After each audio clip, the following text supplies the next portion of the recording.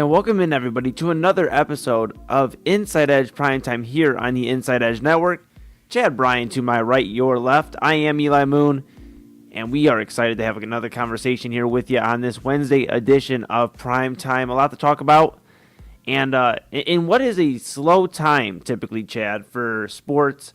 You know, the whole world shuts down because football's over. You know, Super Bowl ends, college football national championship ends, and nobody knows what to talk about.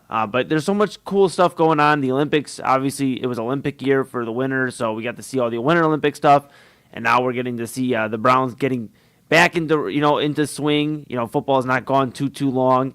And then while that's in the background right now, just a little bit, even though we're going to lead with it, funny enough. But you have the Cavaliers and you have the NBA, and Detroit and OKC just took on each other tonight. First in the East versus first in the West, a battle there. So we'll talk about a little bit of NBA action and all that, but just when everybody says there's not much going on, there seems to be enough to talk about. We're going to have an hour worth of conversation. And how are you doing today, my friend? Not too bad, man. Listen, we can always find something to talk about, right? This is the time of year where we go from talking about how good guys really are at football to how good they might be and how good we hope they're going to be at football. Yeah. It's combine time, interviews are going on. Everything's kind of, you feel like it's winding down because the Super Bowl literally just ended a couple weeks ago, but it's starting to wind back up. I think the NFL does probably a better job. I know hockey doesn't go away for long, but the NFL, I think, does a better job than any professional sport at staying in the news cycle, right? There's all these dates that you hit. It's the combine, it's OTAs, it's the opening week of the season. It's for everybody, same time for everybody. The Super Bowl. There's just all these media dates and fan dates, and they do a good job of just constantly staying relevant and talked about, despite the fact that they're not around right now. Right? There's no football, but we're still talking NFL. So I think they do a really good job of that. Yeah, a very wild ramp up, a long ramp up to the NFL draft itself, and then when you get to the draft, and by the time you get the buzz over to the draft, you're almost into the swing of the end of summer, and it's fall, and then football is back. So yeah, just crazy. And yesterday we reflected on Andrew Berry and the Browns general manager talking about a plethora of things. Talked about Shedeur Sanders and what he can do to grow. As a starter of this team, as a quarterback in this room for the Browns in 2026.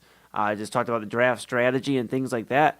Chad, I'm curious, what were some of your biggest takeaways? We have about 24 hours now to think on what Andrew Berry said. What are your takeaways, I guess, from what Andrew Berry said? Was it much a set of nothing, or I mean, were there some things to take away there? I think there's always, I don't want to say coded speak, like he's trying to tell us something that we have to decipher, drink more Ovaltine or whatever. But no, I don't think it's that. I just think it's, Ovaltine, if you're listening, by the way. I'm sure Ovaltine watches the show every night. Just the whole company, yeah. They sit down and have a Inside Edge Primetime night from 10 to 11. Anyway, this is what you should be doing at home. I don't know. I think sometimes you listen to any GM, it's going to be the same, right? You're not going to get a ton of information. He's not going. He dropped some names yesterday, of maybe some guys, but again, not a super huge secret or anything. It's the top 3 offensive linemen that I think the kind of consensus top 3 offensive linemen that most people think are the top 3 in the draft anyway. So yeah, I don't think there's a huge secret that the Browns would want all 3 of those guys. I don't think that's giving away trade secrets or anything like that, but I don't know. It's almost like I can't decide if he is backing off of last year's draft mistakes and saying, hey, look, the talent pool was weird, or if he's trying to soften us up going into this draft. Hey, look, the talent pool is weird. Because every time, even when I do the mock draft, and I told you I was going to get that graphic for you tonight. We'll look at it tomorrow. I don't think anybody cares about my mock draft, honestly. I'll just send it to you. But you look at this draft, every time when I even do a mock draft, Eli, I get caught at 6. And I'm like, okay, the big value guys are gone, right? There's no harm. And every time the Cowboys offer that trade in a mock draft, and it's funny, it's 12 and 20 for 6, And I'm like, if you're the Browns, you have to take it. If you're trying to build a team, right, and you need more high impact guys, are you better off taking 6 and 24 or 12, 20 and 24? I think you're better off as long as you don't miss in a weird talent pool. We've talked about how some positions aren't what they normally are in this draft. There's not a ton of quarterbacks. There's not a ton of surefire first round, there's a couple wide receivers, and then everybody else kind of fills in. There's a couple tackles, but most offensive linemen coming out, most guys are guards and centers. You don't really typically see guards and centers go in the first or second round. So it's a confusing draft. And I think you're better off with 12, 20, and 24. If you can stockpile 3 pretty good players there, you can get a wide receiver at 12. You can get 2 pretty good offensive linemen at 20 and 24. There's no like top of the draft offensive lineman that everybody agrees is the next 10, 12-year Pro Bowler, first ballot Hall of Famer. That guy's not out there. There's some pretty good offensive linemen. And the class is actually decently deep. We talked about it with Ryan Moster's big board on the Sunday show, and he's highlighted plenty of depth as far as his system sees a lot of the offensive linemen, especially the interior offensive linemen. So I think you can wait until the second or third round to get some of those guys. I don't think you have to trust Andrew Berry to make the right decisions in the draft. Again, I want to keep harping on the Dylan Gabriel pick because it was weird. Dylan Gabriel in the third round last year was puzzling, right? But if somebody within the organization, if it was Kevin Stefanski, I'm not pointing fingers or blaming anyone. He's gone. He's in Atlanta. I'm not, whatever. So what kind of sour grapes would it be to still blame the guy? If that was, if he identified Gabriel as his guy, and Berry went out and got him, okay, it's hard to fault Andrew Berry for that, right? I mean, if that's what the head coach is telling you he can work with, and he sees something, I mean, at some point you got to trust your guys, right? You got to let your football guys do football things. So you go get a football player. That obviously didn't work out. So you just have to trust this organization to be able to work together. And maybe Todd Monken maybe there's more open communication between Berry and Haslam and Todd Monken. Oh, we lost Chad here for a moment. They want, and who is at the top of this draft board for them at each position or whatever, Yeah. And I think it's going to be interesting to see where they go with that draft. Based off, if there is a receiver run, we talked yesterday if Tate and Tyson are off the board pretty quickly in the top 10, is Mekhi Lemon the number one receiver then on the board? What happens if he's taken? But yeah, I think it's interesting enough to acquire as much draft picks as possible and try to capitalize. I think another name, we heard Andrew Berry mention Tyler Linderbaum. Could he get re-signed by the Ravens? Could the Browns make a move towards him, add him as their starting center? Some familiarity there for Todd Monken. I can't think. Why am I blanking? I can't. I'm sorry. The left tackle. That's what you just said, Tyler Linderbaum. It reminded me. There's another free agent that I thought the Browns could decently make a run at. And I think that's what it's gonna what's gonna determine how they attack the draft. Are they gonna have to go lineman heavy with the second first round pick if they trade back 2 of the first round picks out of 3 of them at that point? What exactly are they going to be aggressive with position wise in free agency as opposed to the draft? And I think they're looking for more skill position players. I think receivers, maybe another tight end. On the other side of the ball defensively, Caleb Downs, Arvell Reese. I think they're looking for somebody like that and can maybe add through the free agency for linemen. Linderbaum, maybe picking him up through a free agency or a trade or whatever have you. But I think that's more of the route for the Browns there. Yeah, maybe Rasheed Walker's that's who I was thinking. Okay. Of, Walker's, but I just couldn't get Rasheed Wallace out of my head. And I'm like, this isn't right. That's not the right not Rasheed Wallace. No, he's probably not going to be a good left tackle. I don't think he's leverage issues. Not now, at least. Not now. Yeah, maybe in the day he would have been. I don't know. I mean, you get him on the right diet, and who knows? Strength and conditioning. I don't know. We'll see. Who knows? A lot of heart. Hey, but I did hear Todd Monken did speak today, though. I heard he spoke at the NFL Combine today to the media. He has some things to say there, Chad? He did. We can bring these up. Basically, the 2 clips that I have in here is him talking about the quarterbacks. I think a lot of people's question, especially for Todd Monken, you hire an offensive guy, you get offensive questions, right?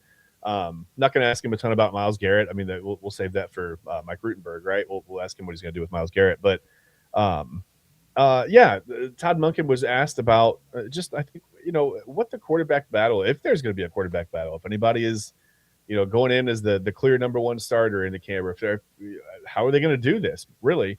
He didn't give a ton away, but I'll kind of play these. We'll bring this first one up, and you can kind of, I don't think I have to preface it. It's pretty obvious who he's talking about. We'll react to it afterwards. Just give us, if I can bring it up here. I think what you see is elite playmaking ability. That's in him. And this is Shedeur Sanders that he's speaking of, by the way. You've seen it. We've seen it. You saw it in college. You saw it on tape last year. Sure, there's a ways to go, but what rookie isn't? I mean, what first-year player doesn't have a long way to go? So I'm excited to get started with him and all of our quarterbacks and all of our players. Do you feel like these videos are thanks to courtesy of Mary Kay Cabot, by the way? She was, Okay. Oh man, I don't know. I'm having technical troubles today, buddy. There we go. Player that at one time has That popped up on me unexpectedly. This is him talking about Deshaun Watson and having a chance to possibly, move into that starting role because obviously there was some talent there at one time. So just listen to Monken's words. exhibited the skill set at an elite level. I think you're always going to give them the benefit of the doubt that somehow we might be able to get that out of them again. And I think that's how you should look at every player. I've said that. You guys have heard me say it. I'm going to let it play out. I think it'd be completely unfair, just like it would be in any classroom setting, be it a history exam, and all the students walk in, and before they're actually given the exam, you give them a grade. Well, how would you give them a grade? Based on male, female, race, how they look, how they're dressed? I think that's unfair. Now, you're going to have some preconceived notions, obviously, because we have prior evidence, but I don't decide who plays. The players decide who plays. I've never decided who plays. What kind of fresh? It's funny because when he says the players decide who plays, it put a shiver up my spine to that Baker Mayfield year where he's got the separated shoulder and like they seemingly couldn't keep him out of the lineup. I don't know. Like he was. Yeah. I don't understand. That was a weird dynamic that year, but he dressed on Sunday and said, "You know what? I'm going in, and there's nothing you can do about it." Yeah, that one's still to this day, but I don't get it. There was a lot to unpack there with Todd Monken.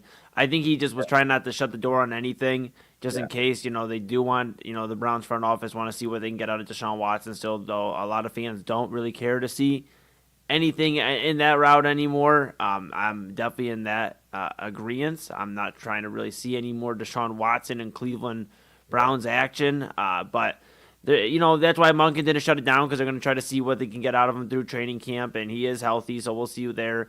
But Shedeur, obviously, they mentioned the big play action that he has. He can make the big play. He can create the spark and the efficiency they mentioned in college that he had. They're trying to get back to that.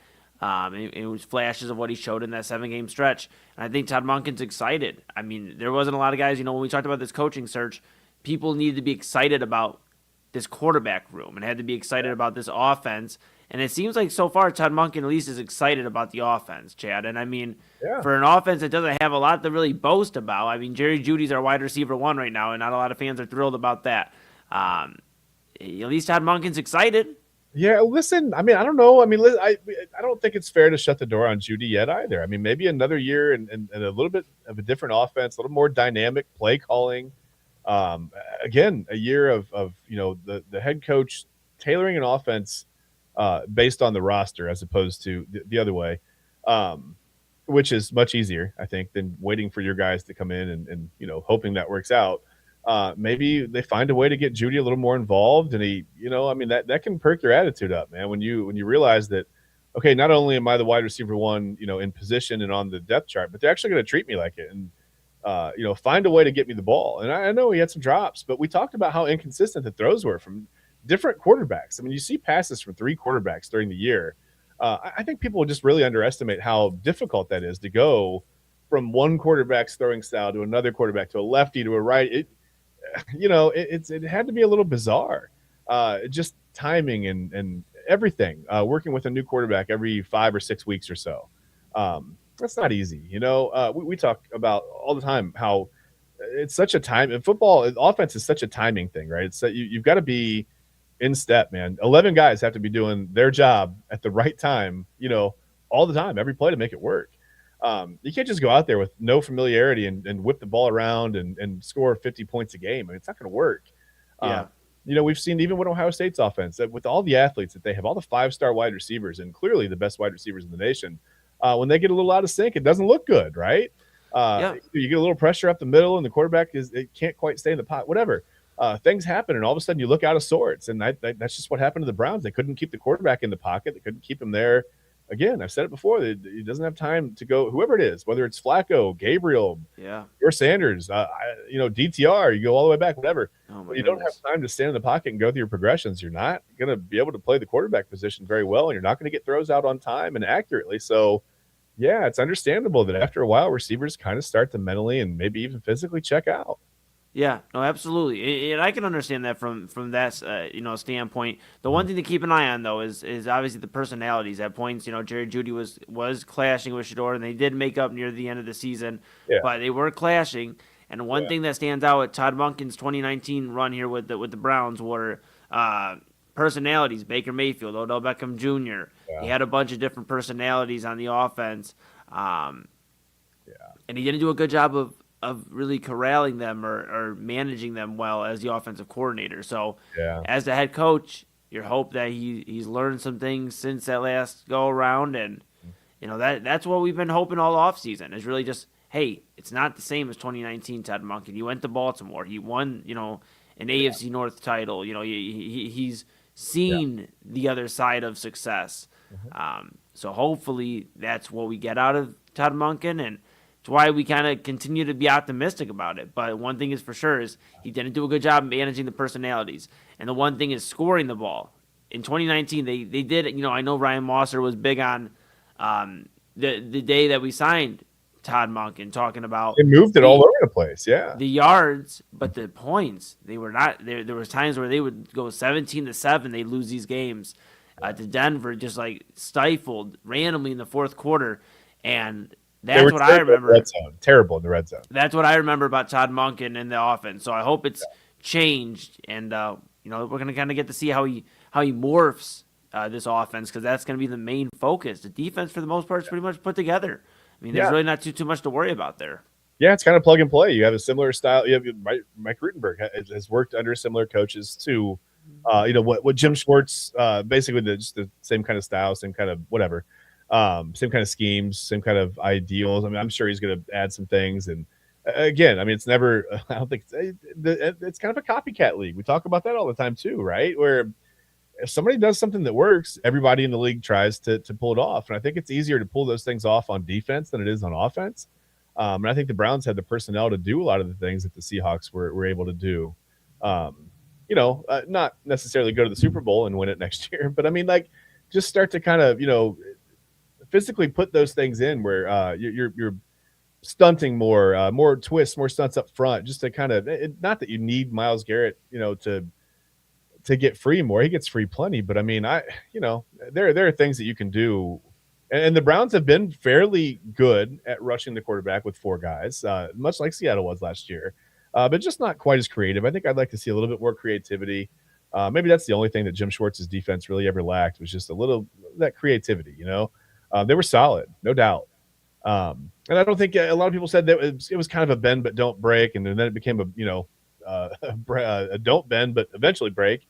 Well, I mean, I don't know. You spend 2/3 of a game on the field, and you see if you can keep teams from scoring in the fourth quarter, right? I think that has a lot of that's a huge factor. I think if the offense, like I said, if you just bring the offense up to an average middle of the road offense, I think you've got 8 or 9, maybe almost 10 wins right there. I don't think it's going to be an average middle of the road offense. I think it's going to be below average for a year. I think it's going to take a little time. I hope. I've heard Anthony Alford right here on the Inside Edge Network say that he feels like Todd Monken may only have one season.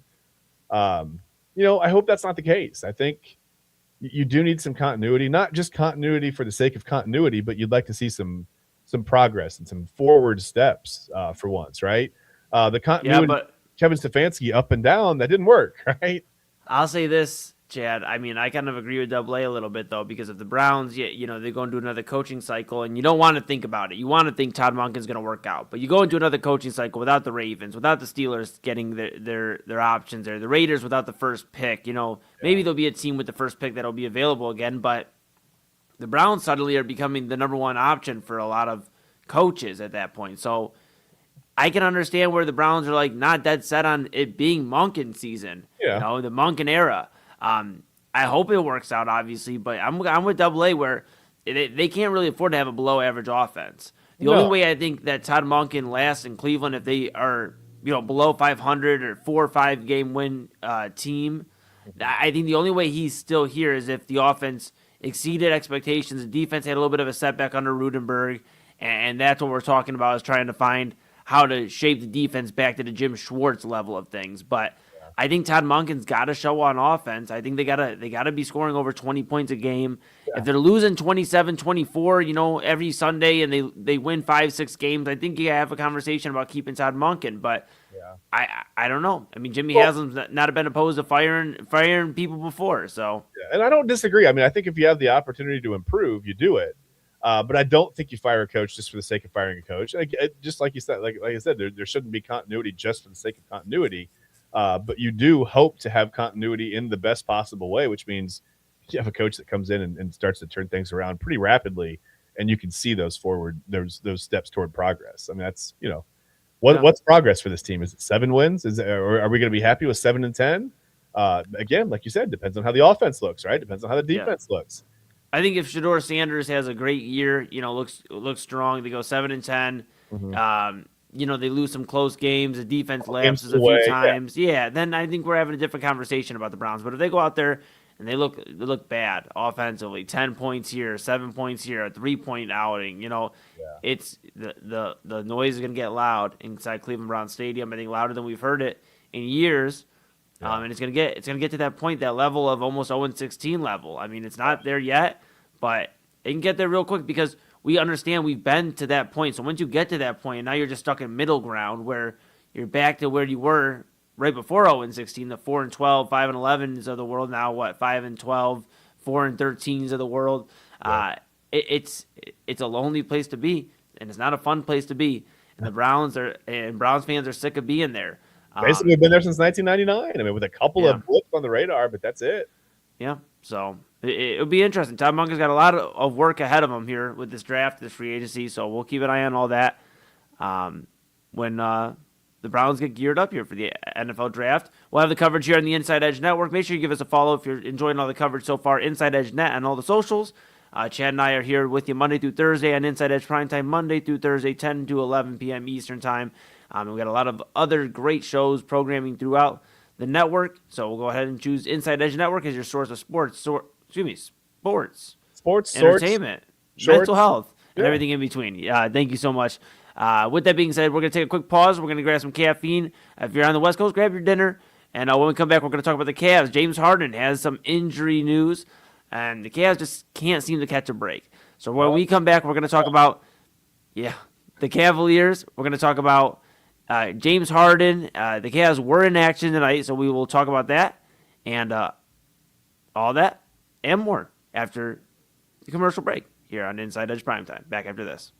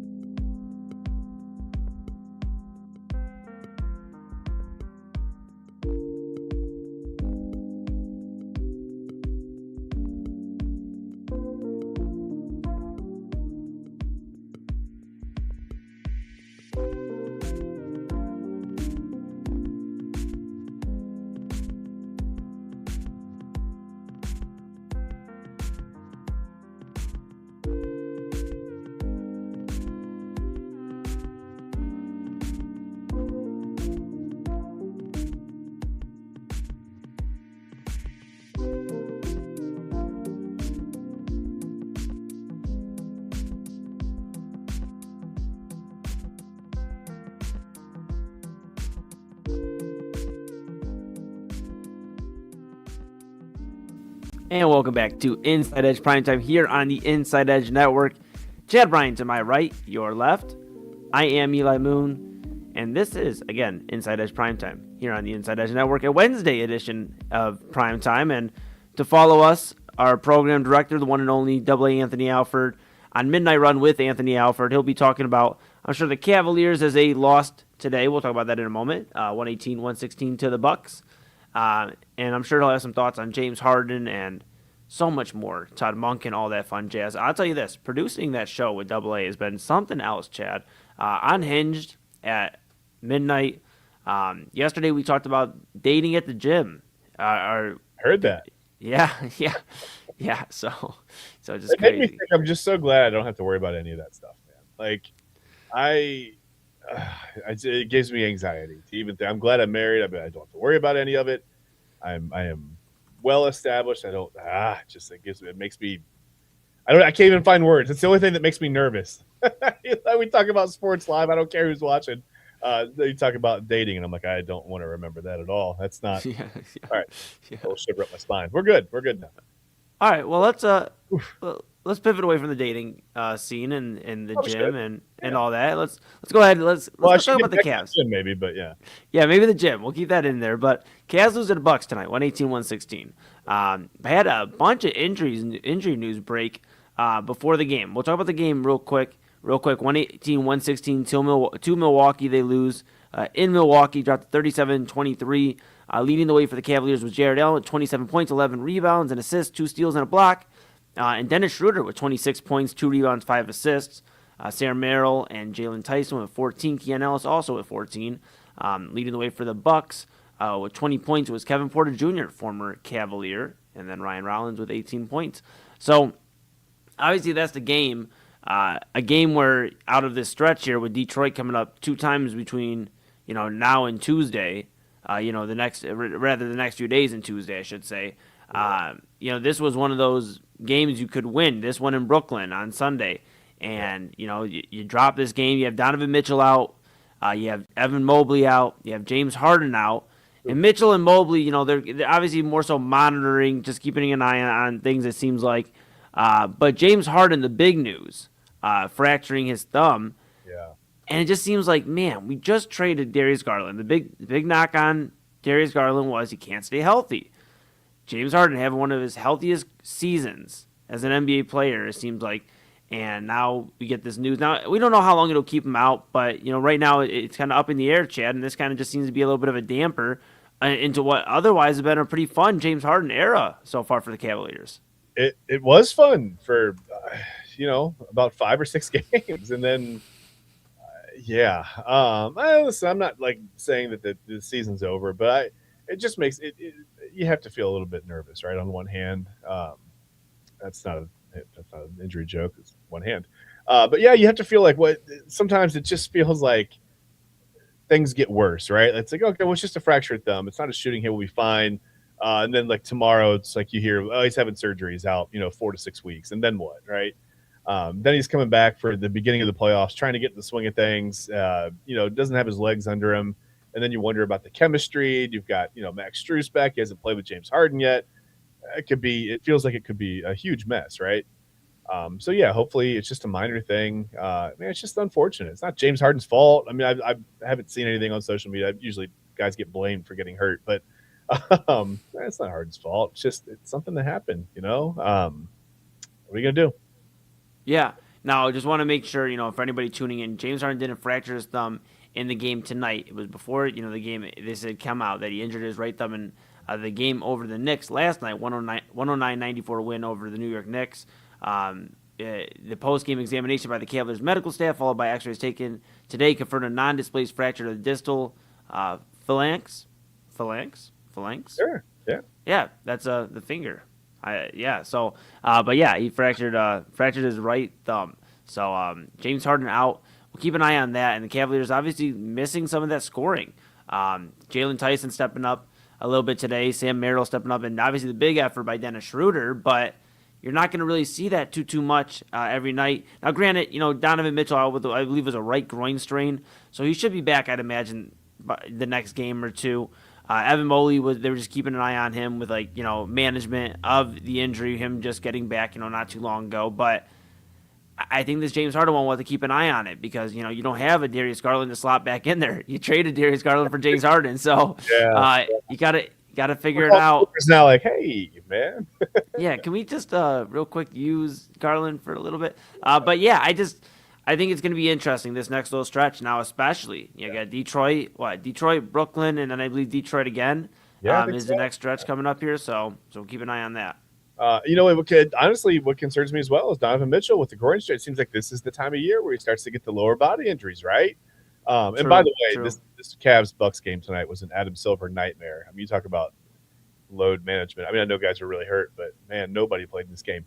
I was just looking at the Bucks, and nobody played for Milwaukee. But like I said, it makes me a little bit nervous because this is the time of year where we hear that Donovan Mitchell has some kind of nagging lower body. And again, I'm not blaming Donovan Mitchell. These are just things that happen. I mean, we're human, right? We tend to. It happens. You push yourself to the limit every night. You break down eventually.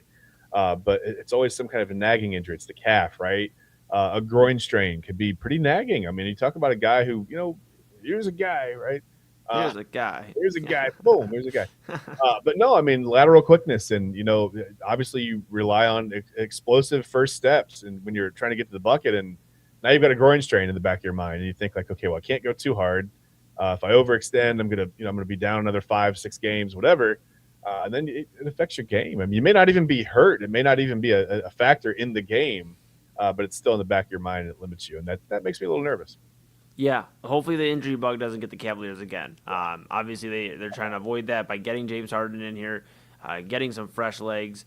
And right now it doesn't seem like that's working out in their favor. But yeah, an effective game for Jared Allen. I mean, if they're going to have, games like this, they're at least going to be in games.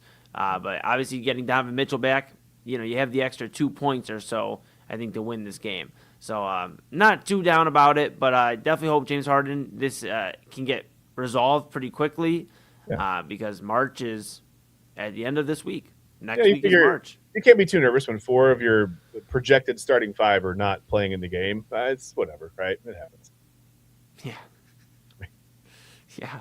You want them to be healthy eventually, but one game isn't gonna. Yeah, we're not gonna panic.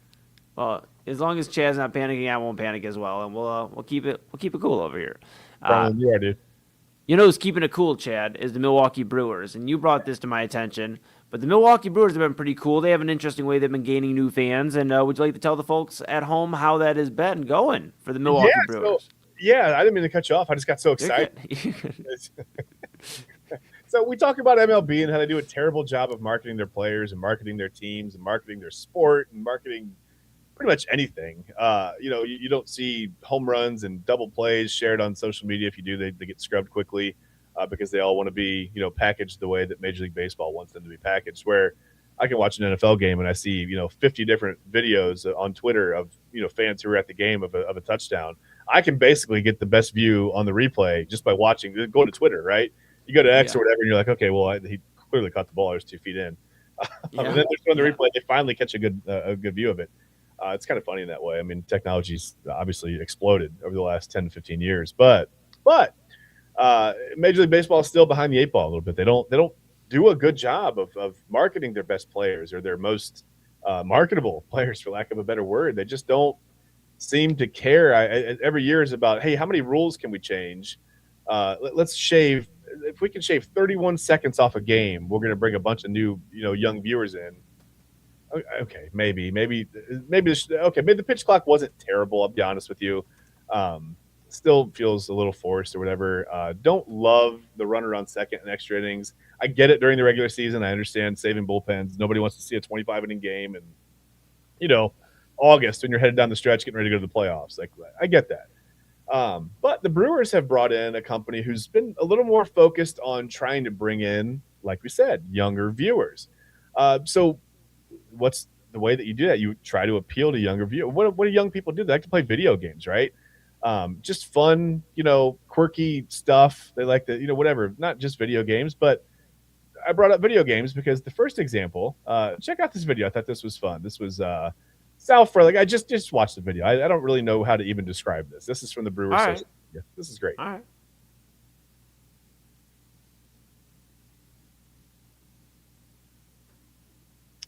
All right. Well. Oh, well. So what they did was they took the classic Wi-Fi failure, those circle of death, and they turned it into a whole social media campaign. Apparently, the video is just going to play in the background. It sounds like something else completely is going on now. It is prime time, so we're fine.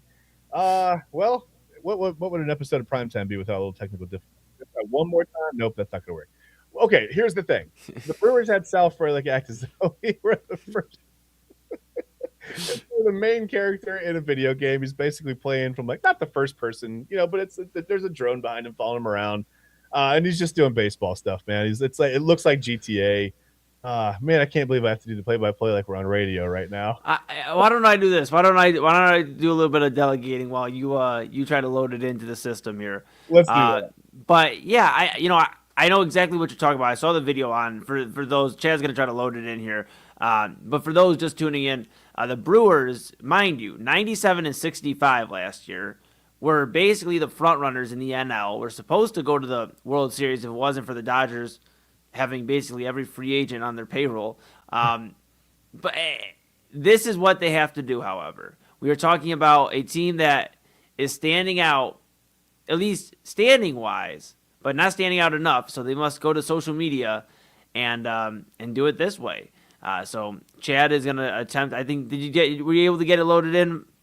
It's loading. Everything we try to do tonight is going to be. We're going to get that little Wi-Fi loading circle of super death. Apparently, we'll see, Eli. Let's all just watch it. Let's all bring it up as it looks. Just stare at it. No, I love the idea of what they're doing. Like I said, bringing video games into it. It's kind of cool. It's like it's literally like you're playing a baseball video game. He's like walking into.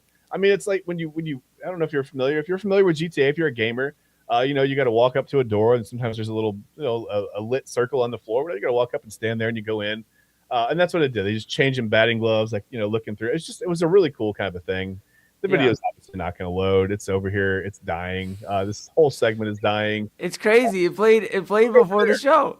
It played before the show. That's so crazy, though. I know it played perfectly. We watched it. We laughed. Oh, I think we got it. We got it. Oh, hold on. Do we have it? Yep.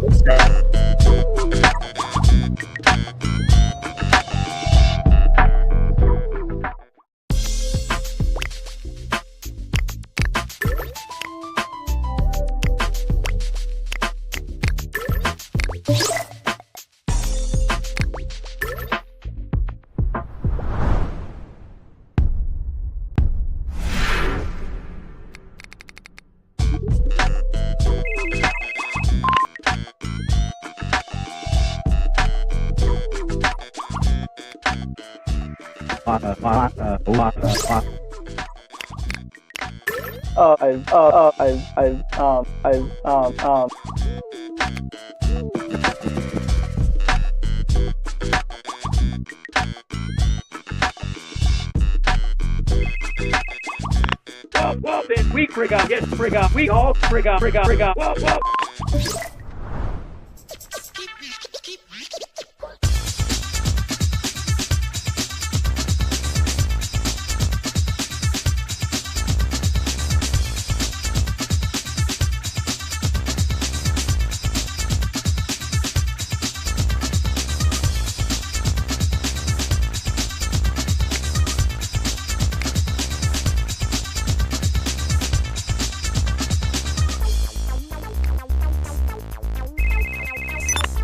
Frig up, yes, whoa, then we whoa, frig up, yes, frig up, we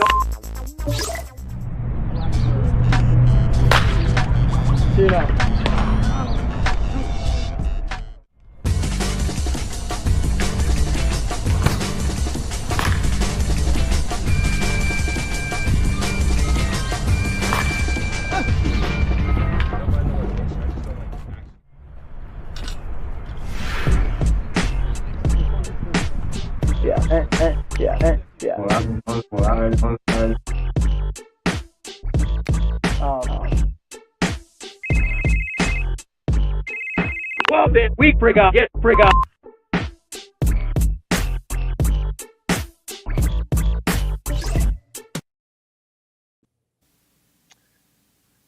That was fun, man. That was.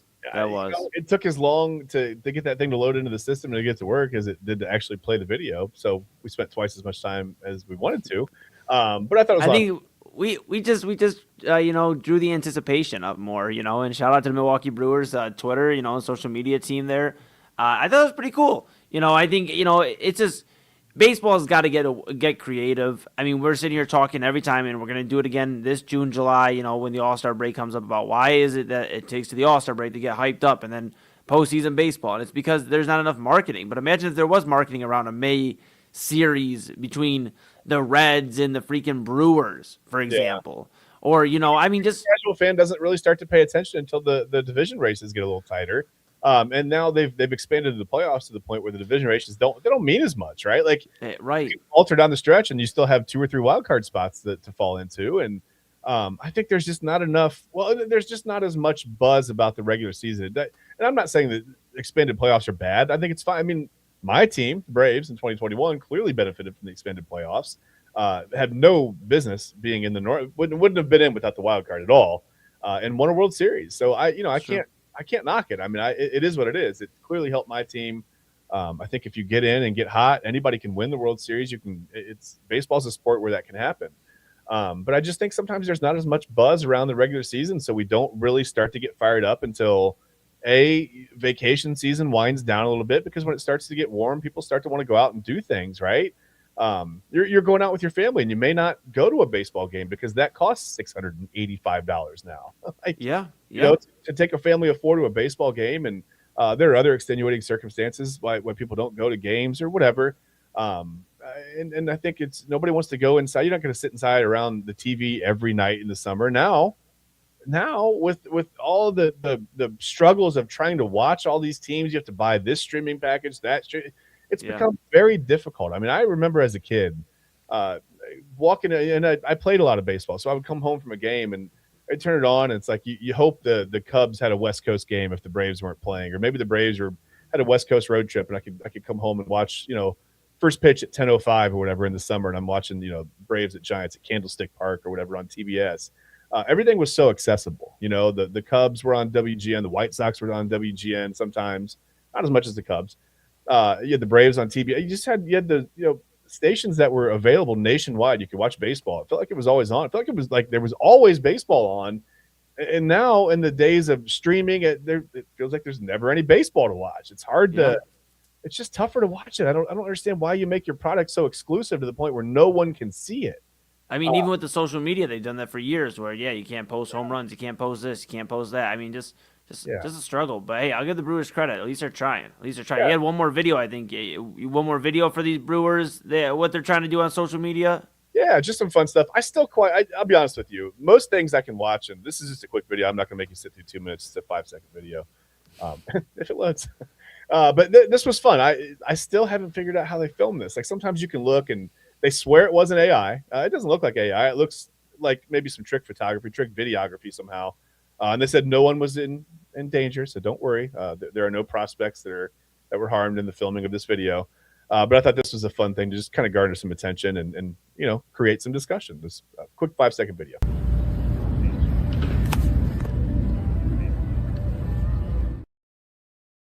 That was crazy. Yeah, that's the Miz, Jacob Mizrowski, just picking an apple off someone's head. That wasn't the Miz, WWE wrestler. Not the Miz, no, not the Miz, but no, the other Miz. Okay. But yeah, no, I again, not a real video, not AI, so they won't come off how they did it. But again, I think this is, and I don't know the name of the company that the Brewers brought in, but shout out to them for bringing in someone who can not only help you market, but help you market to the target audience that you're specifically looking to market to. And I thought the video game thing was fun. It made me kind of want to I want to play that game now. Like I want to, like a real life baseball. I thought it was funny at the end he hung up on his manager. The manager's voice killed me too. I don't know it's not like he was saying freak out every time he talked, but that freaked me out a little bit. That was a little weird. My daughter heard it. She says, "What are you listening to?" I said, "I don't know. To be honest with you, I have no idea." But I thought it was fun. Like, it was just a fun way to engage, and you could almost do that through the whole season. You can make those old drone videos through the whole season. Obviously not during the game. That might be tougher. But yeah, you could almost have an ongoing saga with the Brewers now. I mean, they could have their own video game season, right? they could make it a whole thing and have a lot of fun with it. We'll see what MLB does to try to do anything. I mean, you would think that they're looking for positive public relations points heading into a work stoppage. I don't know. They're just concerned about rule changes, and now we can challenge balls and strikes, and I don't know, whatever. It's just they're focusing on the wrong things. Well, we're going to focus on the right things here, Chad. Yeah. And that is the Milwaukee Brewers and their outstanding social media team and our outstanding network sponsor, the Inside Edge Network, Alley Rose Fragrances. AlleyRoseFragrances.com. If you go ahead and get the code InsideEdge20, that's capital I, capital E, 20, all one word, you can get 20% off your entire order. Candles, aromas, the body mist. I mean, just a great smell good. I mean, you got the apple, you got the frosted berry, you got the Christmas tree, the lavender. I mean, you got so many great smells. I mean, and 20% off. I mean, what a great deal, Chad. Yeah, absolutely. I took advantage of it. Like I said, my wife has the autumn day burning in her office. It's still going strong. Trim the wick a little bit, fire it up every day, and it's still burning. I mean, it's not even close to being done. I've seen her go through candles in 2 or 3 days. Not even an exaggeration. I've seen her sit there and work at her desk and burn through a candle in 2 or 3 days. This one is not even halfway done yet. I should bring it in and show you guys. But it smells amazing. I mean, and it smells through the whole house. It's like, I start to walk upstairs. I'm like, it smells really good up there. And it's autumn day. It's from Alley Rose Fragrances. It smells fantastic. So please, AlleyRoseFragrances.com. Go there. Get some candles. Get all the candles. Buy the candles. Buy the body mist. And make sure to use our code InsideEdge20 for 20% off your entire order. You heard Chad and I, InsideEdge20, AlleyRoseFragrances.com. Our friend over there celebrating a year in business. Over a year now. So shout out Alley Rose Fragrances. And shout out all of you. We're coming back with one final segment here on Inside Edge Primetime.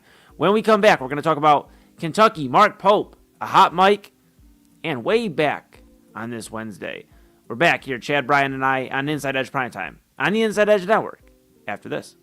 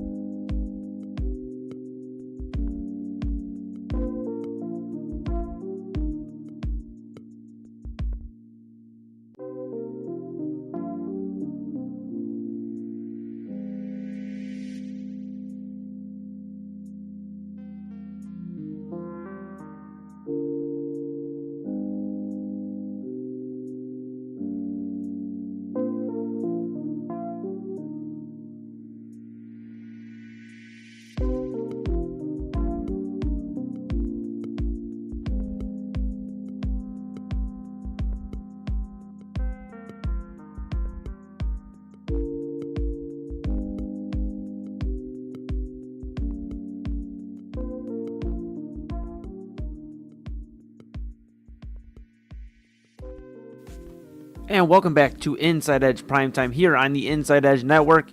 Chad Bryan to my right, your left. I am Eli Moon. We are back for one final segment here on Primetime. This Wednesday edition, we are again back with you tomorrow, 10 to 11 p.m. Eastern Time here on the Inside Edge Network. Give us a follow at Inside Edge Net on all the socials if you're loving the conversation Chad and I are having and all the great programming we have all week long. Obviously, Midnight Run to follow us. Midnight Run with Anthony Alford at midnight to 1. Double A having a plethora of things to talk about, and I'll be producing that, so I'll be there with them. You'll see me from time to time. But, yeah, Chad, just some good stuff. And I'll tell you, we have talked a lot about coaches. I think this one, I think Mark Pope knew what he was doing, though. I think he knew what he was doing. Yeah, this was I think an example of planned bad behavior from University of Kentucky basketball head coach Mark Pope. We've had our whole segment. We've had a whole it's a series now. I mean, it's a saga. We've officially reached saga level of college coaches behaving badly at this point. So we're not going to have any loading problems. We're no technical difficulties. I feel very confident that when I click this next video, it's going to work. And if it doesn't, if those mother effers try to, I'll just let Mark Pope tell you what he said. Never mind. Don't worry about it. Listen to Mark Pope. This is I would say under his breath, but this was pretty over his breath, honestly. It was loud. I wouldn't even call this a hot mic. I would call this a warm mic. I felt like he knew the mic had been warmed up. This isn't the same as a coach getting caught saying something like this was planned. But check out Mark Pope taking a shot at the referees as he leaves the table for the post-game presser. This is funny to me.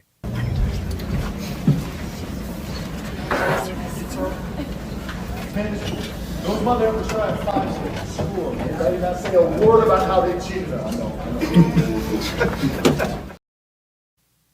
I mean, hey, listen. Did he say a word in the press conference about how they cheated? I don't know. Did he? He didn't. Says he didn't. He didn't. I believe him. Yeah, I mean, clearly. So, I mean, coaches have lost their mind this year. I mean, Mark Pope. I mean, John Calipari spoke out about the NIL. I mean, that's a whole different conversation, but he's had his opinions about it. You know, Nate Oates has had to defend his NIL decisions with Charles Bediaco, and so many different things going on here, Chad. Speaking of NIL, it reminds me, Eli, we got to jump in. I don't know if you've been paying attention to the OHSAA and the whole NIL for high school athlete saga that's going back and forth. Yeah. We got to break this down at some point. We've got to talk about it. Yeah. It's been a mess. At first, there was a player from, he's a Ohio State commit. I'm blanking on his name right now. Yep. But out of Dayton, he sued, basically, filed an injunction, sued, got approved for NIL for high school athletes in Ohio, and now the OHSAA and some certain Jameer Brown. Yep. And now there are some government entities that are going, nope, hold on, nope, high school athletes can't have NIL. We're going to get this overturned. Don't worry. And there's a little bit of a fight. Listen, I don't have a problem with these guys making their money. I do agree with the point of the OHSAA, and I think, sometimes when you get these filings, it's worded a little strongly in some ways. I think what they're trying to do is just keep this from becoming pay to play. You don't want, people already accuse the private schools of doing certain things, recruiting, whatever, going out and finding players. You don't want this to be a situation where now the donors are just giving back and we're giving guys $150,000 a year to come to a high school and play basketball or football for a season. And I agree with that. I don't think you want that. But if a guy is popular enough, and I don't mean, I just mean within the sport, basketball, football, baseball, whatever, volleyball, it can be obviously girl sports too. It's not limited. But if someone's popular enough and they've made enough of a name for themselves, listen, if they want to catch some local endorsements while they're a high school athlete, I have zero problem with that. Yeah. I don't think we need to be giving 16-year-olds Lamborghinis or anything, but maybe we don't give cars away. But I don't know. I mean, I'm sure there's ways that all these towns have sporting goods stores. I'm sure we could get an NIL deal from the local sporting goods store where, the athlete gets free gear during season or whatever. I mean, it doesn't have to be crazy.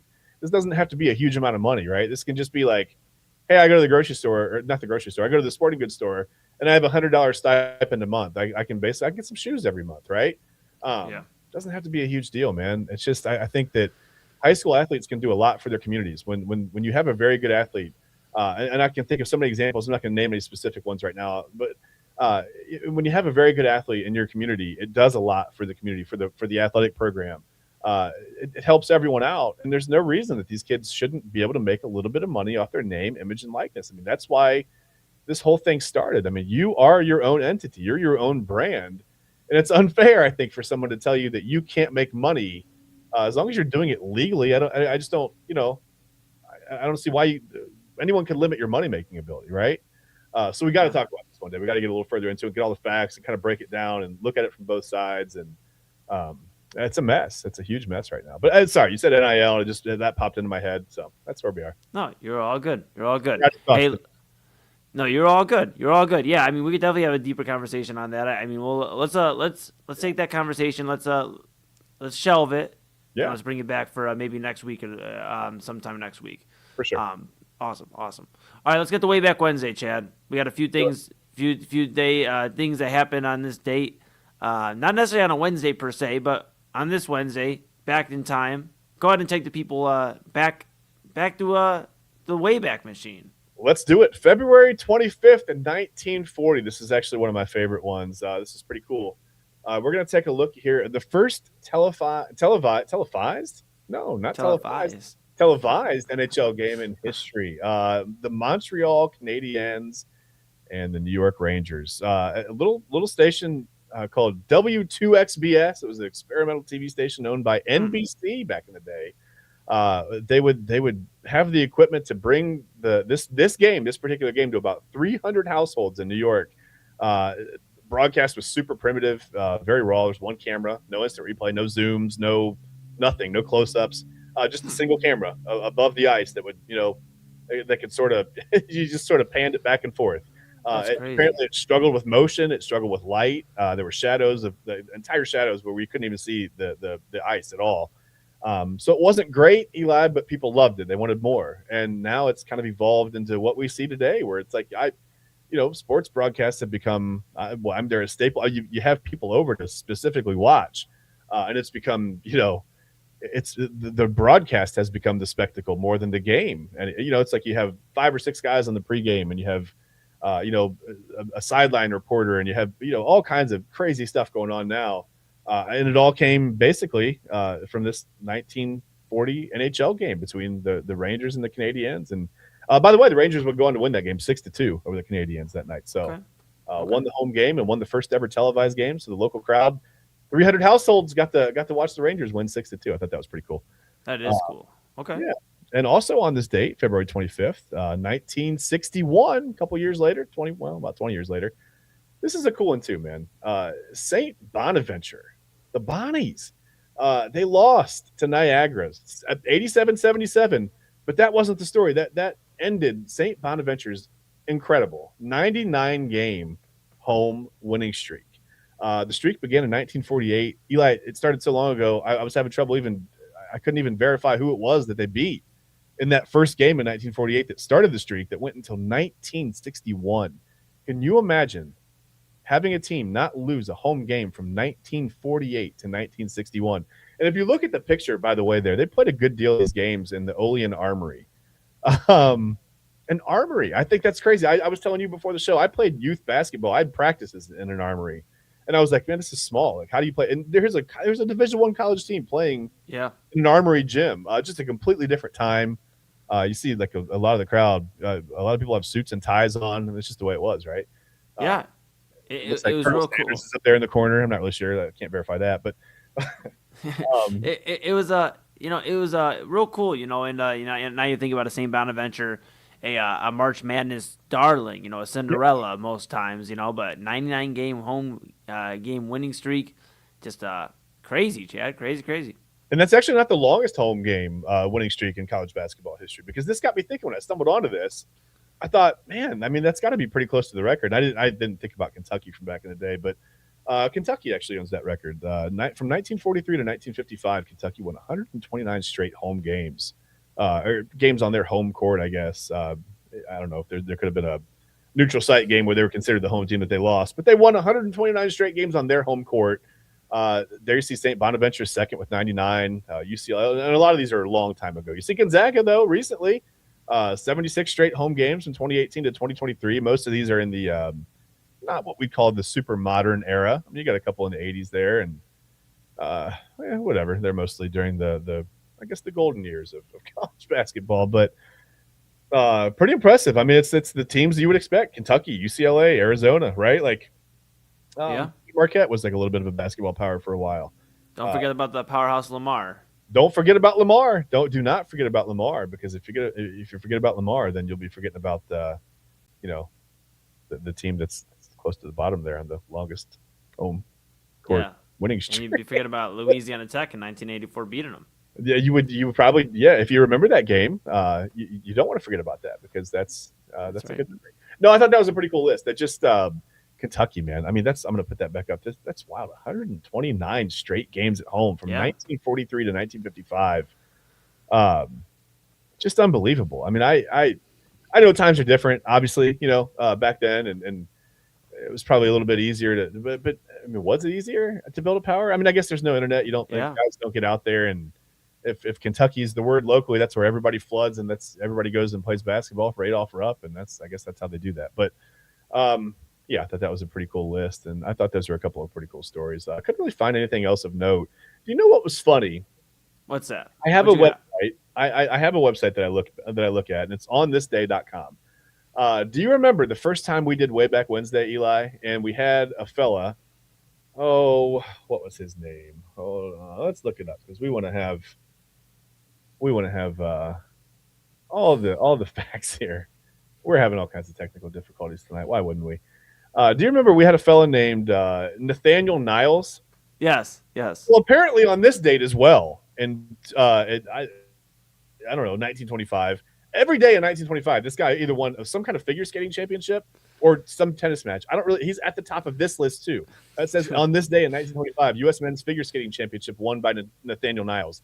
I don't know if this was like a month-long thing that was happening back in 1925, but Nathaniel Niles apparently won this championship every single day in the month of February, from what I can understand. The month of February runs through Nathaniel Niles. That's it.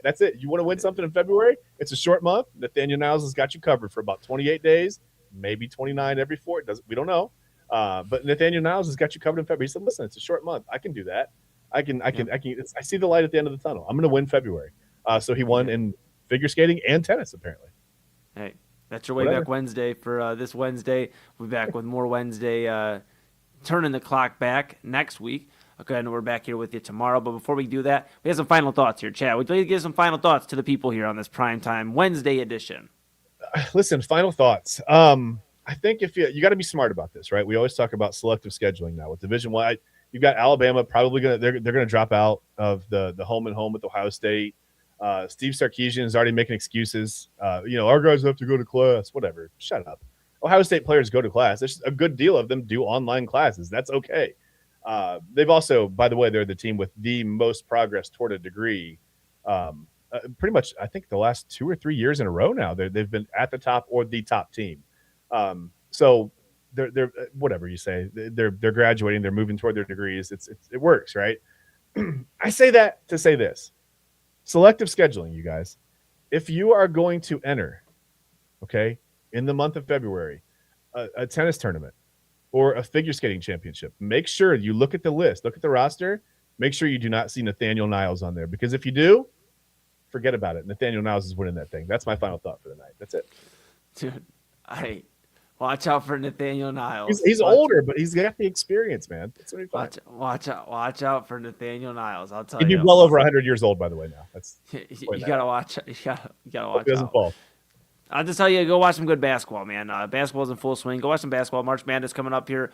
NBA, we've been talking about the Cavs. Obviously, the NBA just in full swing.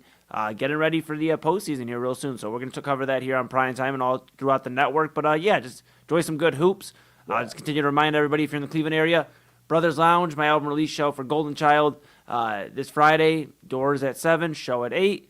I'll be on around 9:15, 9:30. But Mushu, Cliche, Gio, my Lehele bros are performing earlier on in the night. So make sure you get out there and rock on out. Chad, it's been another good edition. We're going to sign off here for now. Yes. We're going to tell everybody that we will be back here with you tomorrow, 10 o'clock till 11. No midnight run tomorrow, so get your fix tonight. Midnight run with Anthony Alford from midnight to 1. And then we're back here tomorrow 10 to 11. Chad? You say this real quick. Even if Midnight Run wasn't a super entertaining, I've been watching it the last couple of nights. I've been super entertained watching Double A go. But here's the thing. Even if it wasn't entertaining at all, if he was just boring the whole show and he never said anything of note or of value, you're going to want to watch this show because at some point he's going to get evicted live on air. His neighbors are going to go, listen, this guy's too loud. Something's going to happen. The police are going to show up. Midnight Run is going to become an actual midnight run. So I'm really looking forward to that episode. No, I'm kidding. No, it's a great. I loved it. I love the feel of it. It's just it's a cool late night show. I don't know. It's just it's fun to watch Double A go sometimes. So yeah, definitely check out Midnight Run. I love it. For Chad, Bryan, I'm Eli Moon.